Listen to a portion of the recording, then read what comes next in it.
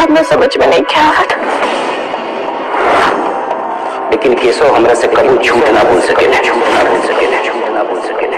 नहीं की कन्या, अब तोहरा पास सिर्फ 24 घंटा के समय बचल बा। ये साबित करे कि तू केशव के मुंह में ना ढकेले रहे।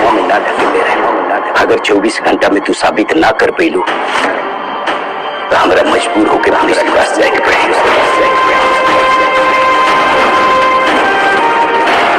तोहरा खिलाफ केस दर्ज करेला।